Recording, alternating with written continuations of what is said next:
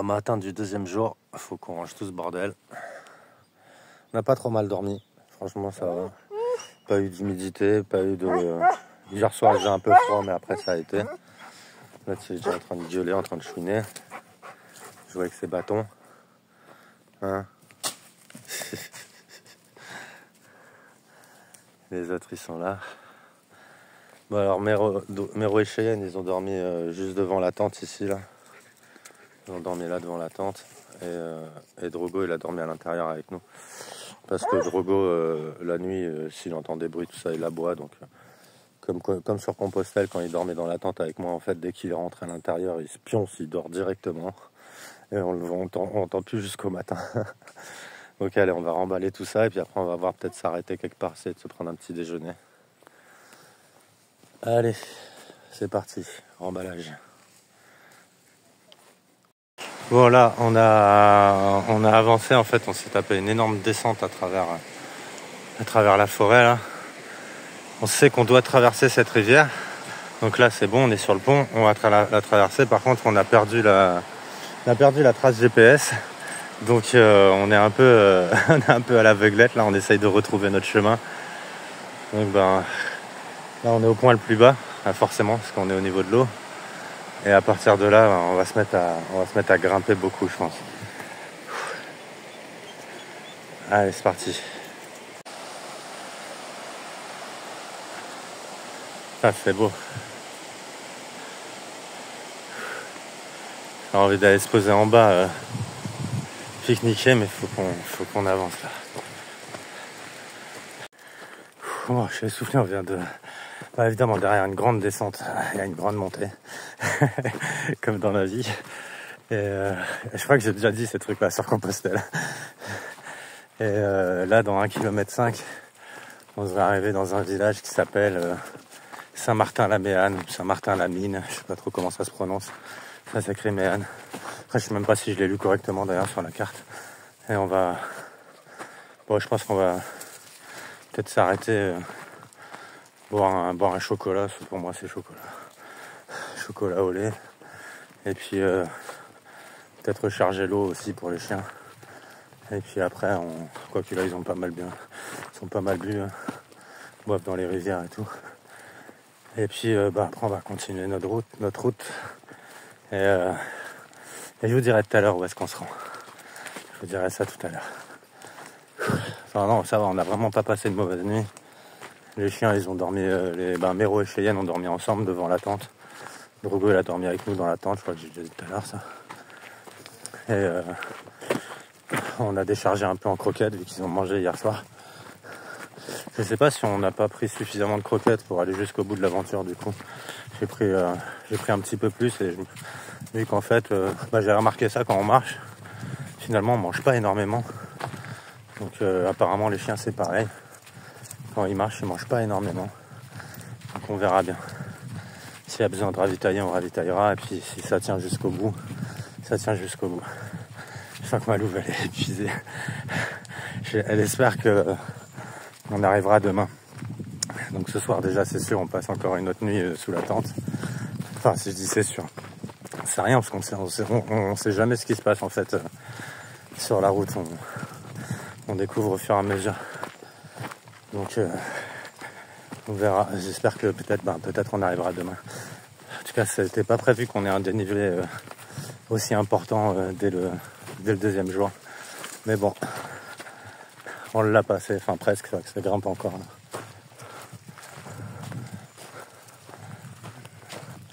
là. Ouais, ça grimpe encore.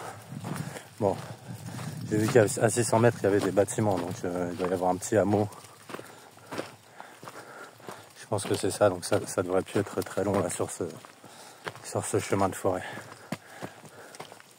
Ouais, et de retour sur la route, et on arrive bientôt dans le village là, je sais pas combien il y a.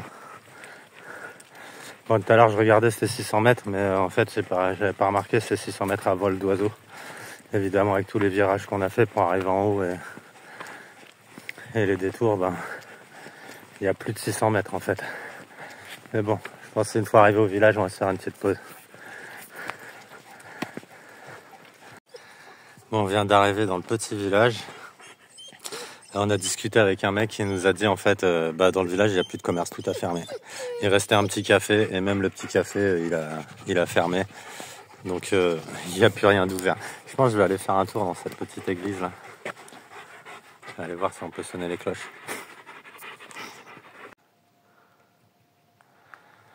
Oh. Bon, déjà elle est ouverte.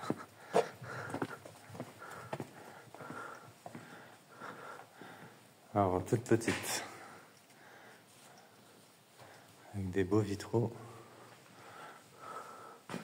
Bon, dans celle-là,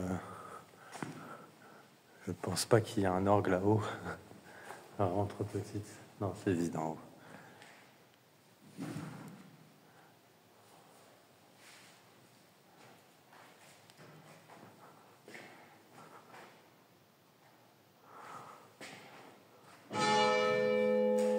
Ah, bon, on est pile au moment où ça sonne.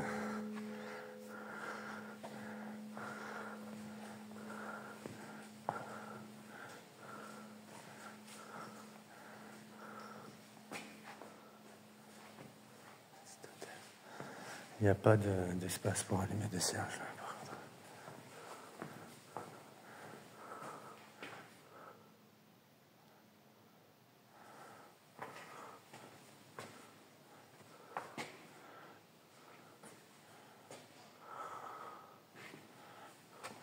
La couronne d'épines.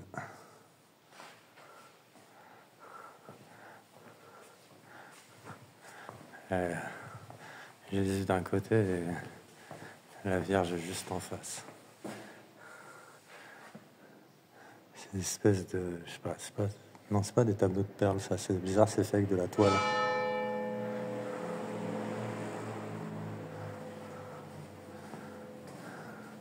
On va sortir par là, sortie de secours.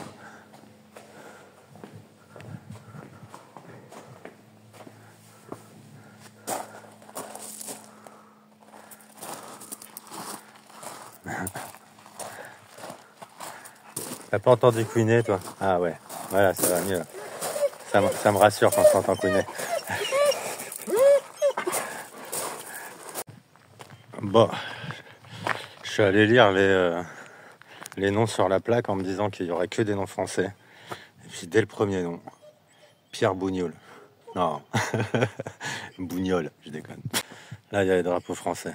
Et je peux te garantir, là, dans le genre de village, il n'y a personne qui vient les arracher, les drapeaux français. Se prendre la pointe dans le fion, là, direct. La pause rafraîchissement.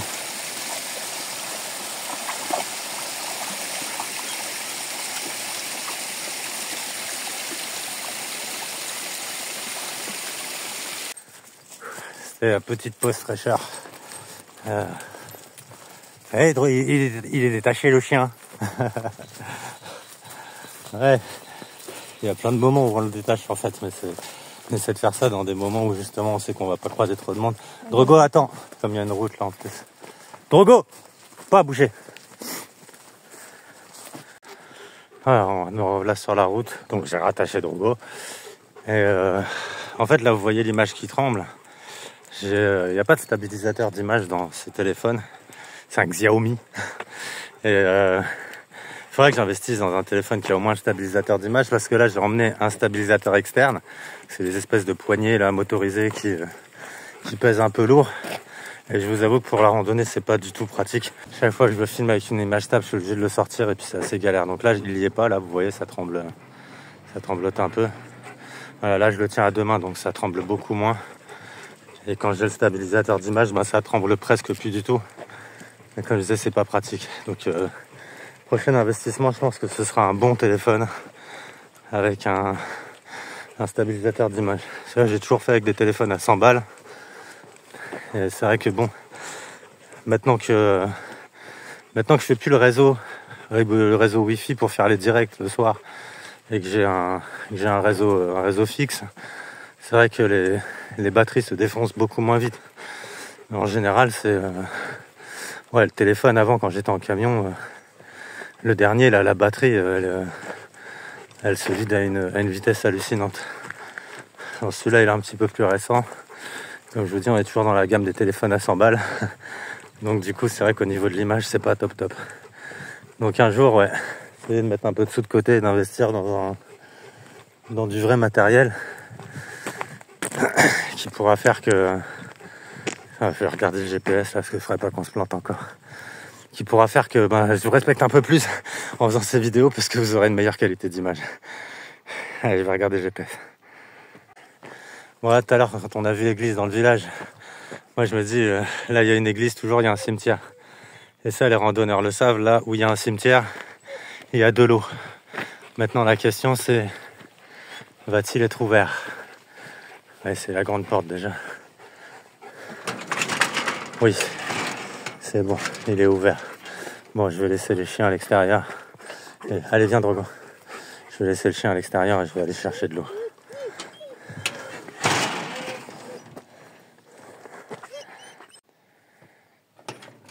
Bon, en fait, là, j'ai déjà rechargé 3 litres d'eau.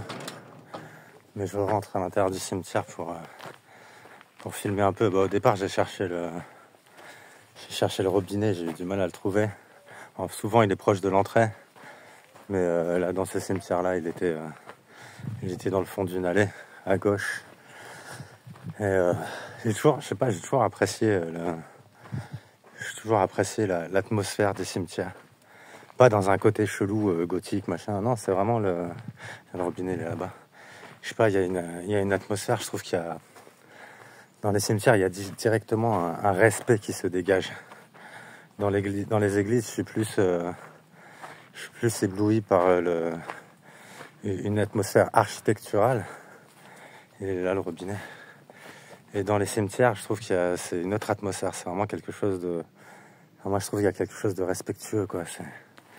Puis ça fait beaucoup réfléchir aussi sur la mort, évidemment. Savoir que là, partout, il y a parfois même des familles entières, ouais, qui sont enterrées. Et je suis passé devant une tombe tout à l'heure. C'était... attendez. Ouais, voilà, c'est ça que je trouve un peu triste des fois. Là, vous voyez quasiment chaque tombe, il y a une belle grosse pierre tombale. Et là, par exemple, cette tombe-là, il n'y a pas de pierre tombale. Donc, certainement des gens qui n'ont pas eu les moyens. Et en fait, c'était arrivé à un pote à moi. Il avait perdu son père. Il avait dû enterrer son père sans moyens. Il s'était retrouvé avec une dette d'obsèques. Et donc, son père était enterré comme ça. Pas de pierre tombale, rien. Et à peine un mois, ce mec était un joueur un peu, il jouait beaucoup. Mais à peine un mois après, il a gagné 600 000 € en jouant au tiercé ou au quintet, je ne sais plus, en jouant aux chevaux. En tout cas, il a gagné 600 000 €. Alors, il avait joué avec un pote, donc ils se sont partagés les gains. Ils se sont partagés 300 000 chacun. Mais le premier truc qu'il s'est empressé de faire, c'est d'acheter une pierre tombale à son père. Et après, il s'est pris une location. Il s'est pris une location pour lui, parce qu'il était encore chez ses parents, enfin chez sa mère du coup. Et il s'est pris une location pour pouvoir vivre avec sa copine et il a payé 1 an de loyer immédiatement. Enfin bon, je me rappelle de ça. C'était arrivé juste après le décès de son père. Il avait gagné 600 000, enfin 300 000 du coup. Et voilà quoi,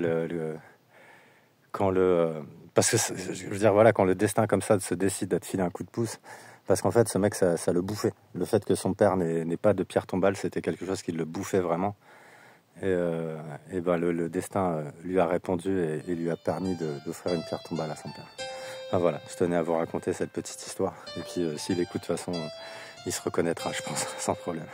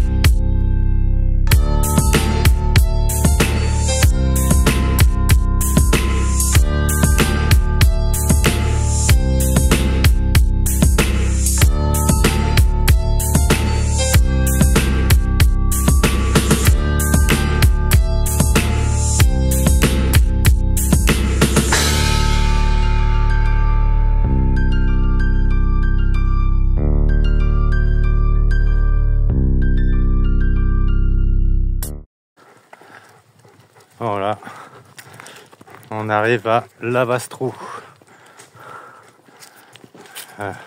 Interdit au camping-car. Enfin, sens interdit au camping-car. Allez, c'est parti, Lavastrou. Ça, lui, il a été bien déraciné là. La tempête lui a pas fait de cadeau. Alors attends. Hop. Ouais, alors ce que je voulais faire à la base, je vous en avais parlé, c'était, je me demandais si j'allais pas publier ces vidéos sur la chaîne Survivalou. Et j'avais pas encore pris ma décision. Bah finalement ma décision est prise. Je vais publier ces vidéos. Donc, je pense que vous en êtes rendu compte sur la chaîne Loup Divergent. Alors pourquoi ? Ben parce que je réserve la chaîne Survivalou peut-être justement pour des trucs un peu plus axés survie.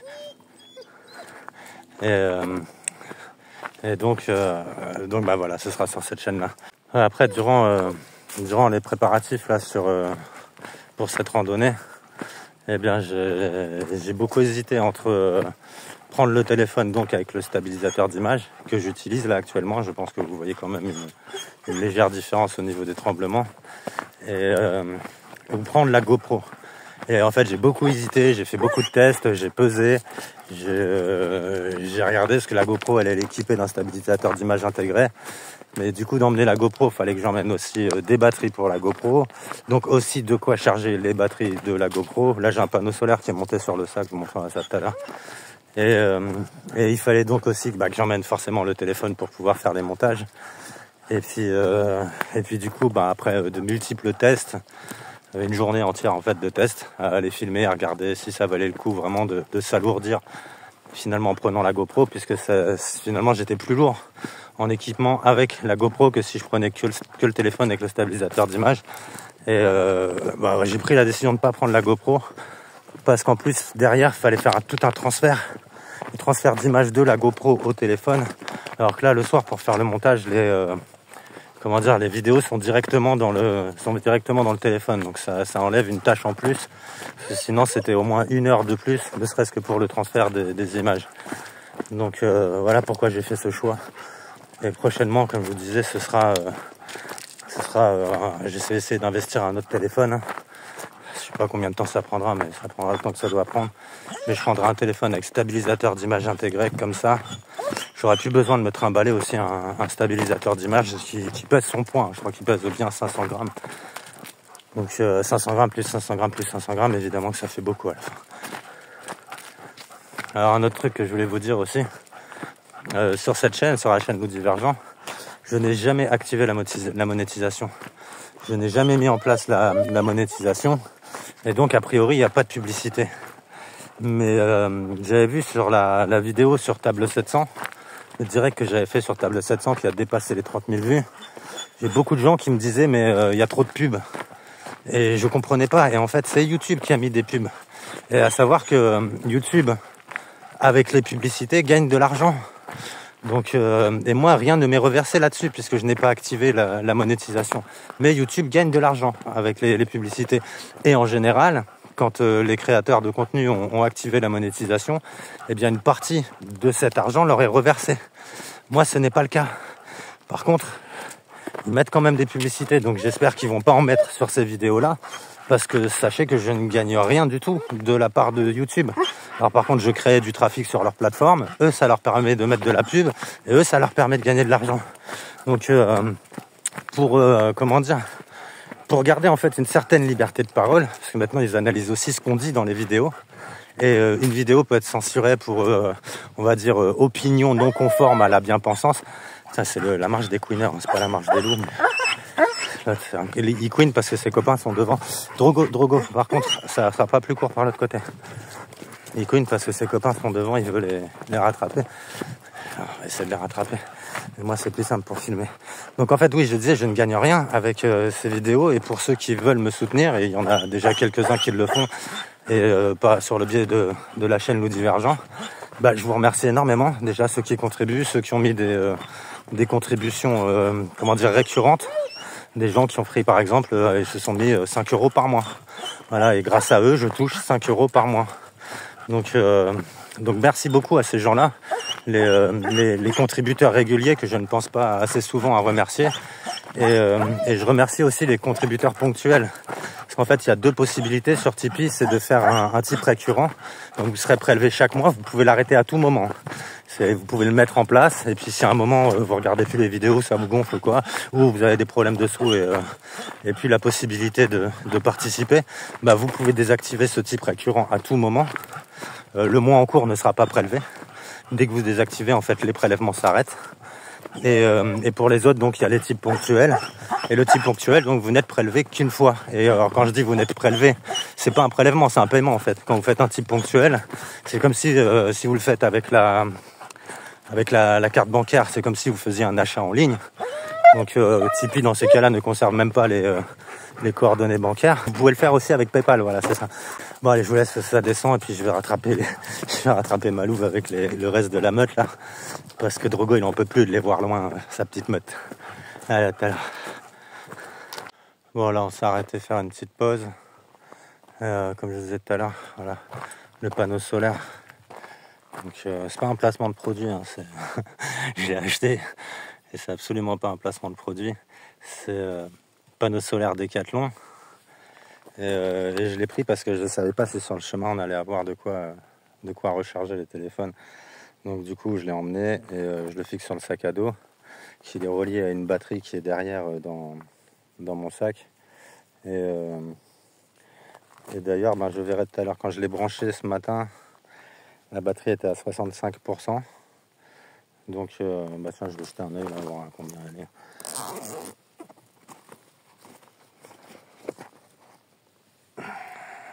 65, ouais, elle est à 68. Bon, après, ça fait pas très longtemps qu'on marche au soleil. Et puis, c'est une grosse batterie. Hein.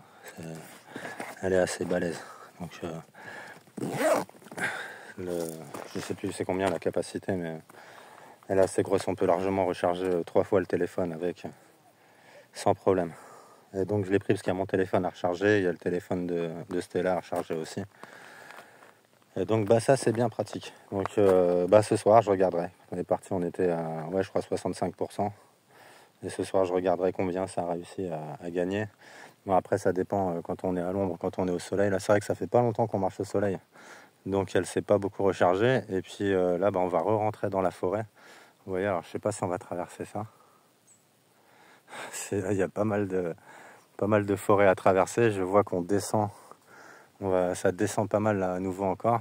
On n'arrive jamais à voir sur les vidéos quand c'est en descente en fait. J'essaie de vous mettre un peu. Voilà. Là on est à la comment dire, à l'horizontale, pardon. Et ouais, donc là ça descend pas mal et on va vers ça. Donc je crois que ce soir ça va être assez sauvage. Et là on a les lignes de tension qui passent au-dessus. Je sais pas si vous entendez ou pas dans la vidéo. J'essaye de ne pas faire de bruit pour que... Je sais pas si vous entendez ou pas dans la vidéo, mais on entend le crépitement. Vraiment, on entend le crépitement de l'électricité qui passe à l'intérieur des câbles. Nous, on l'entend fort d'ici.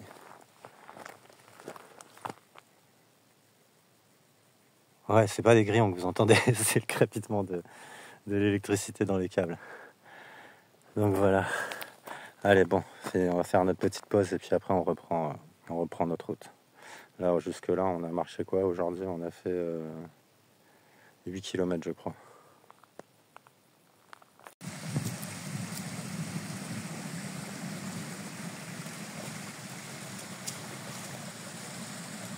Bon, là, on s'est encore trompé de chemin. Parce que j'étais en train de filmer, justement.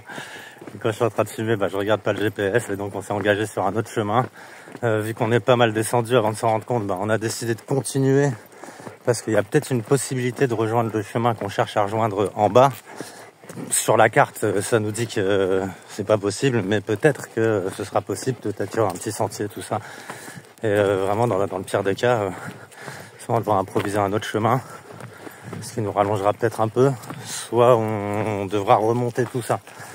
Ce que j'espère pas, parce que sinon ça va nous faire perdre énormément de temps quand même. Et ouais, je voulais faire cette petite vidéo pour parler de quoi d'autre. Évidemment, quand j'ai dit que j'allais refaire une randonnée filmée comme ça, Il y a eu un message dans le clavardier directement de quelqu'un qui a fait « Ah, tu veux faire comme Céleste Grant ?» Et c'est des commentaires qui sont stupides. Céleste de la chaîne Bunker Sauvage. C'est des commentaires qui sont stupides parce que c'est comme si quand Picasso s'était mis à peindre, on lui aurait dit ah, tu veux faire comme Van Gogh. Et ça n'a aucun sens. En fait, c'est une méthode. C'est une méthode de partage et d'expression. C'est un format. Filmer en randonnée, c'est un format. Et d'ailleurs, Céleste le dit lui-même dans une de ses vidéos. Ce format-là, c'est pas lui qui l'a inventé. Par contre, il faut reconnaître qu'il le maîtrise à la perfection. Céleste, c'est quelqu'un qui maîtrise maintenant très très bien ce format. Et pourquoi il le maîtrise aussi bien? C'est parce qu'il a de l'expérience. Il en a fait beaucoup. Il a fait énormément de randonnées et de pèlerinages qui sont filmés. Et en fait, moi, j'ai déjà fait avant. J'ai fait Compostelle avant et j'ai fait un autre format sur la chaîne Survivalou qui est un format complètement différent puisque c'est un format où je ne parlais pas. En fait, j'avais discuté avec les loups-auditeurs et je m'étais lancé le défi d'aller passer une nuit en montagne à moins 10 degrés. Et donc, pour montrer, j'avais bien filmé tout ça. Et il y avait eu d'ailleurs des gens qui avaient contribué parce que pour passer la nuit en montagne, il me fallait un petit peu d'équipement. Et à moins 10 degrés, ouais, c'était, on va dire, les températures les plus chaudes, moins 10 degrés aux altitudes où j'étais. Et donc, j'avais fait ça, j'avais fait la vidéo et j'avais remercié derrière tous ceux qui avaient contribué à la chaîne en fin de vidéo. Et ça, c'était un format sans son. Je crois qu'ils appellent ça ASMR maintenant. C'est un format, en fait, où je ne parlais absolument pas. Donc, on me voit partir avec Drogo, on me voit monter en montagne, du côté du Mont Blanc. Et puis après, on voit passer la nuit. Et les températures, la plus basse que j'avais mesurée, je crois que c'était moins 9 degrés. Moins 9 degrés. Et donc, j'avais passé la nuit sur place. Et puis, le lendemain, j'étais rentré. Et ça avait fait un format vidéo. Et pour le coup, là, ce format n'est pas celui qu'il est là. N'est pas celui que fait Céleste. Donc, voilà, c'est celui en plus Céleste. C'est Céleste. Et moi, je suis loup. Et loup, c'est loup. Et par exemple, juste pour vous mettre une nuance, pour vous dire que oui, le format est peut-être le même, mais que les choses sont différentes. Céleste, c'est quelqu'un qui se protège énormément de l'actualité. Il essaye de pas calculer tous ces trucs-là parce qu'il a décidé de s'en protéger. Moi, à l'inverse, je mets les deux pieds dedans complètement. Moi, je baigne dans l'actualité jusqu'au cou. Parfois même, je me noie dedans. Et c'est pour ça que ça a un coût pour être en permanence dans dans ce sentiment anxiogène. Il faut se construire une carapace. Et donc oui, ça a un coût. Moi, j'ai dû me construire cette carapace pour pouvoir faire ce que je fais et me protéger aussi de toutes ces infos anxiogènes. Donc oui, c'est un format. Après, en fonction de qui fait les choses, ça donne toujours un résultat différent. Je veux dire, donner des pinceaux à un enfant et donner des pinceaux à un autre enfant pour qu'il fasse une peinture, ce ne sera pas la même peinture. Pourtant, ils ont utilisé le même mode d'expression. Donc ce format, c'est juste un mode d'expression qui existe, et heureusement qu'il existe. Et enfin, pour revenir sur Céleste, alors je l'avais déjà reçu sur la chaîne. Ceux qui n'ont pas vu cette interview, j'avais fait une interview de Céleste, c'était un peu à la bonne franquette. Et je sais plus, on avait discuté pendant au moins 2 heures. C'était super cool, c'était très intéressant. Donc pour ceux qui ne l'ont pas vu, remontez dans les vidéos, ça s'appelle Entretien avec Céleste Grant. Je préfère le terme d'entretien parce qu'interview, c'est encore un anglicisme. Et là, c'était donc un entretien avec non, je crois que j'avais mis discussion avec Céleste Grant, parce que je voulais pas justement que ça fasse genre le mode interview, le mec qui interviewe une star ou quoi. Je voulais pas que ce soit dans ce mode-là. Donc c'était discussion avec Céleste Grant. Et pour finir sur Céleste, c'est quelqu'un qui m'inspire. Voilà. Oui, il y a des gens comme ça dans la vie qui vous inspirent. Et aujourd'hui, les jeunes sont inspirés par des trucs de merde, par des clips de rap, comme j'ai pu l'être à une époque. Et en fonction de ce qui fait notre inspiration, oui, on peut voir les choses autrement. Donc oui, c'est quelqu'un qui m'inspire. Ça, je le reconnais clairement. Je crois même que dans l'entretien que j'avais fait avec lui, dans la conversation que j'avais eue avec lui, je crois même qu'à un moment, je lui ai dit, tu es quelqu'un qui m'inspire énormément. Parce que ce gars a choisi sa vie. Il a choisi de faire comme ça. Si vous regardez ses premières vidéos, il galère à fond. Il est assez peu suivi et il continue en fait. Il a jamais l'affaire, il continue. Et petit à petit, il a fini par réussir à vivre de tout ça. Donc le truc dont je vous disais tout à l'heure, les publicités avec YouTube. YouTube se rémunère sur les publicités, mais les créateurs de contenu eux aussi sont rémunérés. Et je crois que dernièrement il avait eu un problème parce qu'on commençait à lui démonétiser ses vidéos. Et donc, bah oui, pour quelqu'un qui aime vivre comme ça et qui aime le partager, et puis apparemment il a raison de faire ça, parce que beaucoup de gens regardent ses vidéos, et ses vidéos font du bien à beaucoup de gens. Et il le dit lui-même dans ses vidéos, s'il fait ce qu'il fait, c'est aussi pour inspirer les gens à ça. Inspirer les gens à se dire que on peut vivre différemment, il faut pas voir à chaque fois les choses comme des difficultés. Par exemple, là il est parti avec 3 ânes, un bébé, un chien aveugle et sourd. Je le vois bien dans une parodie en fait où bonjour, je suis Céleste Grant. J'ai décidé cette fois-ci de traverser la Bretagne avec mes 3 ânes, mon chien aveugle et sourd et hémiplégique, ma femme, son enfant, et comme ça allait l'air trop facile, je me suis fait amputer d'une jambe. Tu vois, vraiment, je crois qu'il y aurait vraiment une parodie à faire de ce côté-là, parce que le mec ne voit pas les difficultés en fait. Enfin, il les surmonte les difficultés. Et ça, je trouve que c'est un excellent message qui est envoyé. Il y a plein de gens qui partiraient pas juste parce qu'ils ont un enfant. Il y a plein de gens qui partiraient pas parce qu'ils se diraient le chien il est aveugle et sourd, ça peut être dangereux de partir avec lui, ils partiraient pas. Il y a plein de gens qui prendraient la décision en fait de ne rien faire parce qu'il y a toujours un truc qui va les empêcher, qui va les arrêter. Et donc moi là, on avait ma louve Stella avait une semaine de vacances, et donc on s'est dit pour cette semaine de vacances on part avec les 3 chiens. Et je vous avoue que partir avec les 3 chiens, à la base, c'est un truc qui aurait pu me freiner. Parce c'est toute une logistique différente. Il faut transporter des laisses pour pouvoir les attacher aux arbres. Il faut transporter les croquettes. Et nous, on n'a pas d'âne pour les faire porter tout ça. Donc, on les porte nous-mêmes. Et Cheyenne, là, qui continue de porter ses croquettes. Et Drogo, je vous rappelle qu'il a rien dans sa pochette. Elle est complètement vide. Donc, le fait qu'elle penche, c'est vraiment pas gênant. Mais quand je dis elle est complètement vide, c'est à l'intérieur, il y a 3 gamelles souples. Donc, j'avais pesé, je crois, il y en a pour 220 grammes, un truc comme ça. Donc il porte strictement rien. Et puis Méro, le plus vieux qui a 11 ans, je lui ai viré sa sacoche de croquettes. Et c'est Stella qui l'a pris dans son sac. Et puis là, de toute façon, ils ont un peu mangé des croquettes hier soir. Donc là, c'est bon. Niveau croquettes, je vous dis, je pense qu'on va peut-être être bon jusqu'au bout de ce petit périple. Je vais vous dire tout à l'heure où on va. Pour l'instant, j'ai tenu la destination secrète jusque là, mais je vous dirai tout à l'heure où on va, puisque normalement, quand vous regarderez la 3e vidéo, on devrait être rentré a priori dans le montage. Donc voilà, cette parenthèse sur Céleste Grant. Et puis voilà, en fait, tous ces gens qui ne font rien et passent leur temps à critiquer ceux qui font. Ça a toujours été comme ça, ce sera toujours comme ça.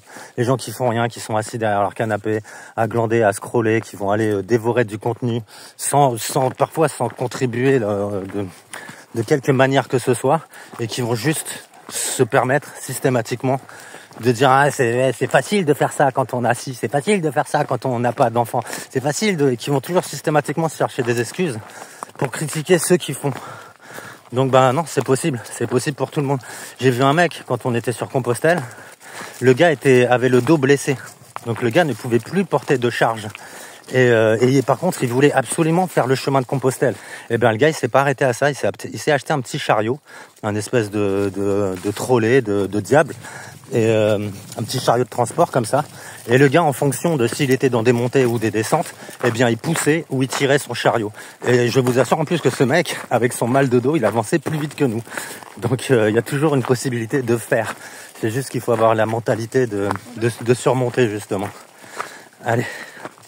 Voilà, c'est ce que je voulais dire. Ah purée, c'était Indiana Jones là. On a dû... à un moment, on a quitté notre sentier parce qu'on voyait de là-haut le chemin sur lequel on devait se trouver normalement. Et on a décidé de couper à travers bois, de faire une descente. Mais c'était un mur la descente, hein. Je vous jure, c'était même plusieurs fois, j'ai dit à Stella, non, c'est trop dangereux, on va pas le faire, c'est trop dangereux. C'était vraiment, ça descendait à pic. Et on pensait qu'en arrivant en bas, on allait rejoindre le chemin facilement. Et en fait, en arrivant en bas, il y avait un énorme fossé rempli de ronces. Donc là, vous le voyez, là, il est tout petit le fossé. C'est que là, nous, on est descendu, il y a une rivière qui débouchait sur ce fossé. Donc le fossé était beaucoup plus profond du côté où on l'a traversé. Et là, un énorme fossé, mais rempli de ronces. Donc je me suis un peu jeté dans le fossé histoire d'aplatir toutes les ronces. Et puis j'ai testé avant prudemment hein, pour voir la profondeur du fossé.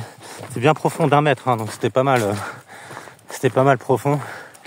Et avec Stella, en fait, on a carrément dû s'envoyer les sacs pour pouvoir traverser ce fossé. Donc là, ouais, c'était un petit peu Indiana Jones. En plus que je me suis vautré dans les ronces. Donc je crois que là, j'ai tout un flanc. Je me suis rayé les portières, quoi. Bon, et là, il nous fallait absolument qu'on revienne sur ce chemin parce qu'on doit traverser une grosse rivière. Moi, je pense pas que ce soit un fleuve. Je sais pas trop. On verra quand on y sera. Mais en tout cas, la Dordogne, tu dis ? Ouais, ça doit être la Dordogne, en tout cas, qu'on doit traverser. Et évidemment, il faut qu'on rejoigne ce pont pour pouvoir traverser parce qu'on peut pas traverser sinon sans un pont. Donc c'est pour ça qu'il fallait qu'on revienne impérativement sur ce chemin pour pouvoir rejoindre ce pont. Allez, on continue à avancer parce que là, m'a bien séché là cette descente.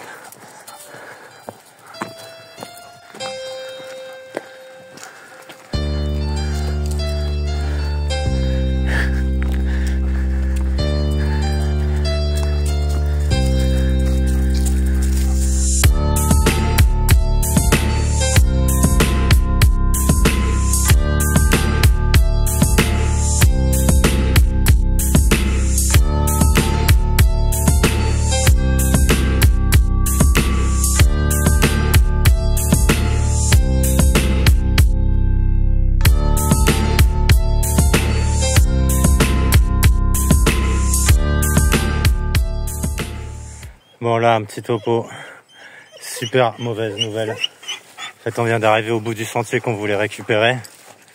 Et après s'être trompé sur le GPS à une bifurcation. Et en fait, on est arrivé au barrage de Chastin. Je pense que vous voyez le barrage là. Le problème, c'est que y a une barrière. On voit là donc d'où venait l'électricité qu'on entendait tout à l'heure dans les lignes de tension. Parce qu'en fait, sur notre chemin, on a longé ces lignes de tension. Et donc ça vient du barrage de Chastin. Par contre, on est complètement bloqué. Là, il y a une tour là-haut, qui a l'air complètement abandonnée. Ça va être intéressant pour faire de l'urbex, ça, mais là, elle est complètement inaccessible. Donc, c'est parti, on fait demi-tour. On va essayer de se trouver un autre chemin qui descend cette fois-ci pour essayer de rejoindre, la possibilité de traverser. Donc moi, je pensais qu'il y a une possibilité de traverser par en haut et apparemment, je sais pas, la traversée se fait en bas, je sais pas trop. Je sais pas, on va se démerder, mais on a certainement perdu 2 heures de bonnes heures de marche aujourd'hui. Là. Bon allez, c'est parti, on repart. Bon, là j'ai posé mon sac, j'ai laissé Stella derrière avec les chiens, parce qu'on vient de s'engueuler. Non, je déconne. Non, j'ai laissé Stella derrière avec les chiens, parce que je pars voir s'il y a une possibilité de traverser la Dordogne un peu plus loin là, parce qu'en fait on s'est engagé sur une espèce de boucle qui relie le haut et le bas du garage. Par contre, dans les 2 cas, on ne peut absolument pas traverser. Dans les 2 cas, on est bloqué et on se retrouve dans la centrale électrique où il y a marqué propriété privée, production d'électricité, interdit de passer, danger de mort, tout ça. Et, comme on n'a pas trop envie d'être mort, en fait, on a décidé de... Oh, une feuille volante. Tiens, je vais tester la mise au point d'ailleurs. Hop. Ouais, j'y arrive pas. Vraiment pourri ce téléphone. Et donc là, je veux pas revoir vraiment si c'est plus loin. Ça a l'air... Ce chemin, ce sentier, donc il n'est même pas sur la carte. Hein. Même pas ce sentier sur les cartes de randonnée. On est vraiment sur un sentier perdu. Et ouais, on est dans une espèce de boucle temporelle là, parce que le truc en fait, on relie le haut, le bas du barrage, et par où on est descendu, je vous dis, c'était un mur. C'était vraiment, la descente était à pic, quoi. On est descendu à moitié en glissade. Donc remonter par où on est descendu, c'est juste un effort de dingue que ça va nous demander. Donc là, je vais voir plus loin sur ce sentier, parce que là, on s'éloigne complètement du sentier sur lequel on devrait être. Donc je vais juste aller jeter un œil plus loin, voir si ça débouche sur quelque chose. Peut-être une possibilité de traverser, je crois pas. Donc ce serait cool s'il y avait... non, je crois qu'il n'y a aucune possibilité de traverser donc la Dordogne, je crois qu'il est juste là en bas. Là, j'entends les voitures de l'autre côté qui nous narguent. Non, j'ai l'impression que ce sentier en fait ne fait que longer la Dordogne sur des kilomètres. Et on s'éloigne complètement de la direction dans laquelle on doit aller. Donc, mais je pense que là, ça va être une journée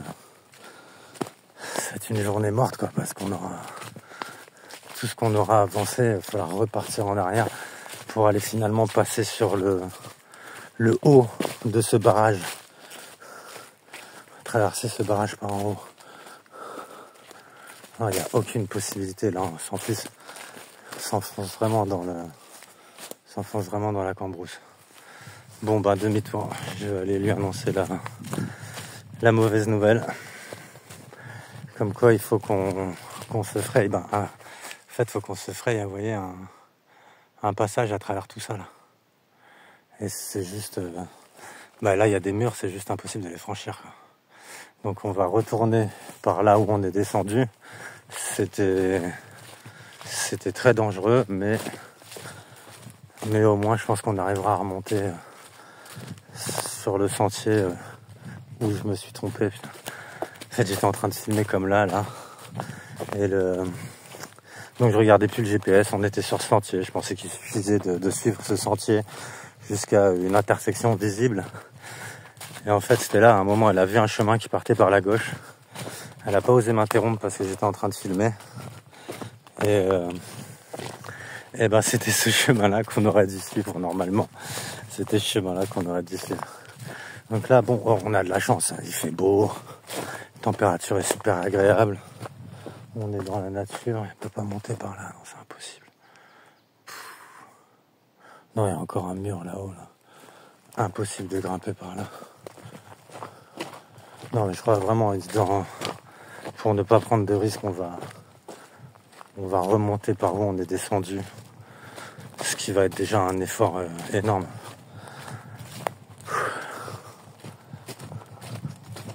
C'est limite de l'escalade qu'on va faire là. Justement, je vais pas pouvoir filmer pendant qu'on grimpe, mais c'est vraiment limite de l'escalade. Donc quand t'es debout, face à toi, tu as la pente. Tu n'as pas besoin de regarder plus haut pour la voir, quoi. Elle est là, le mur est face à toi. Bon, on va faire ça. On va arrêter les improvisations là. Et ouais, c'est de ma faute. J'aurais dû contrôler le GPS plus souvent et ne pas avancer bêtement comme ça. Mais bon, ça c'est des trucs qui arrivent à un moment donné. J'avoue que quand ça arrive, c'est chiant. C'est vraiment le truc qui te... Ah, la petite faillette, tu vois. Quand ça arrive, c'est vraiment le truc qui peut décourager de marcher une journée entière pour en fait devoir faire demi-tour, te retrouver à ton point de départ de quasiment d'où t'es parti le matin. Je vous avoue que c'est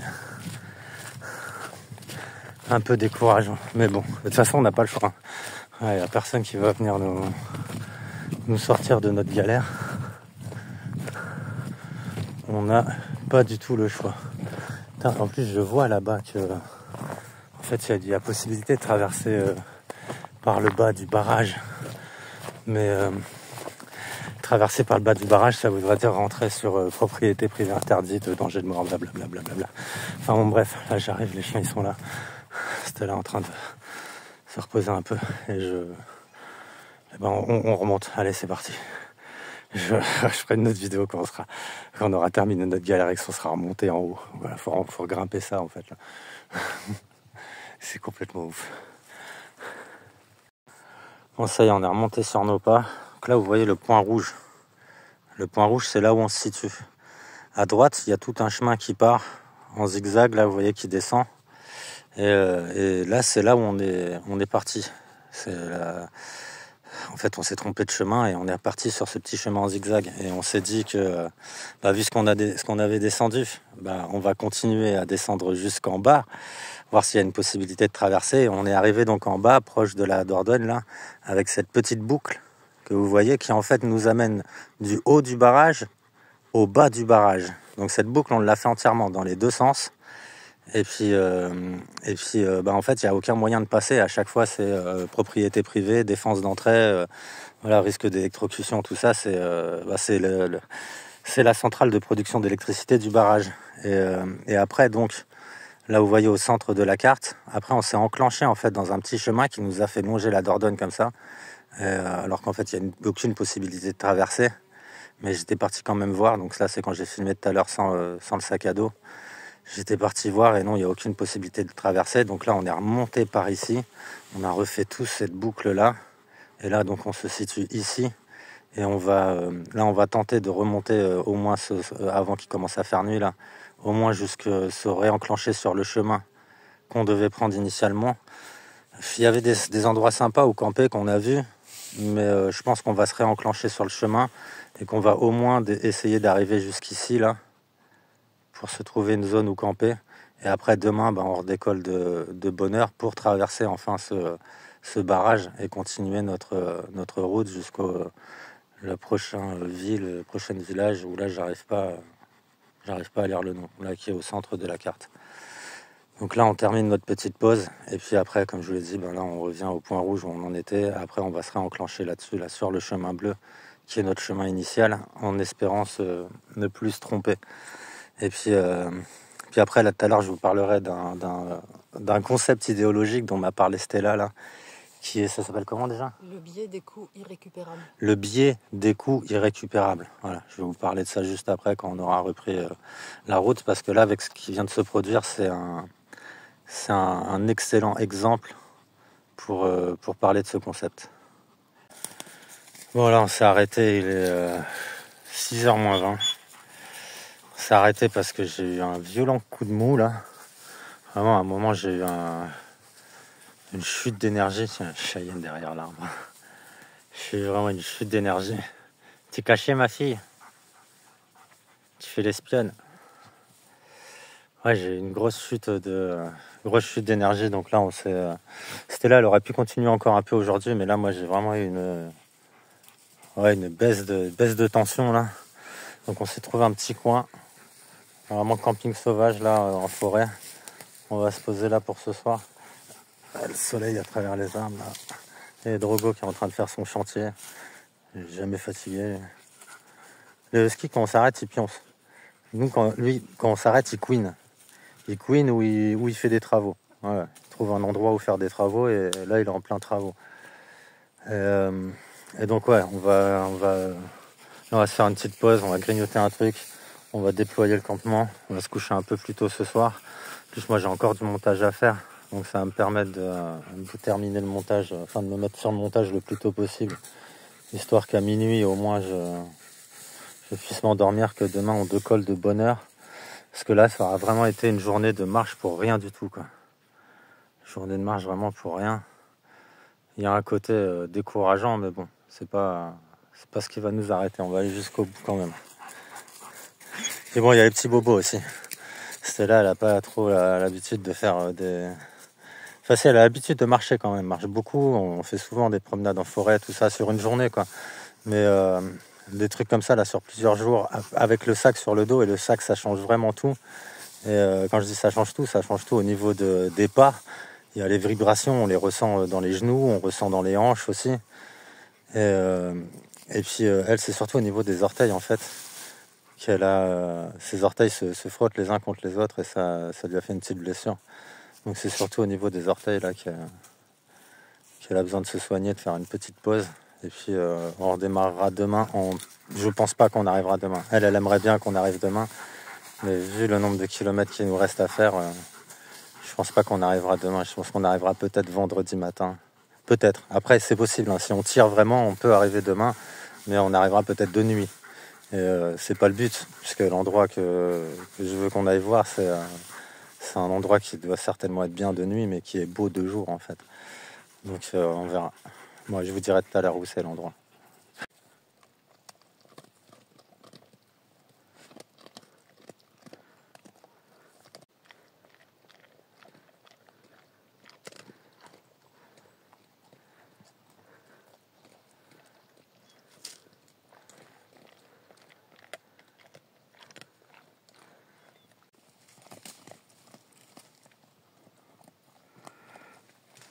Voilà. C'est là qu'on va passer la nuit ce soir. Enfin, cette nuit du coup. C'est là qu'on va passer la nuit tout court. Je sais pas pourquoi je rajoute ce soir. Et pour nous, ça va être comme hier. Sauf qu'hier, on avait testé, c'était les repas Decathlon. Là, c'est une marque qui s'appelle MX3 Aventure. Alors, c'est Steve, le Vendéen, qui m'avait filé ça. Et donc, pour Stella, ce soir, ce sera couscous royal. Et pour moi, ça va être bœuf bourguignon et pâtes.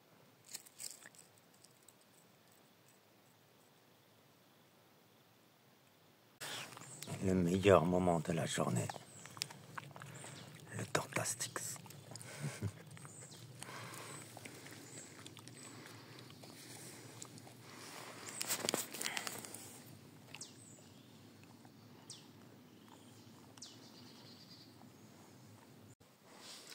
Bon, là, il est 22h30.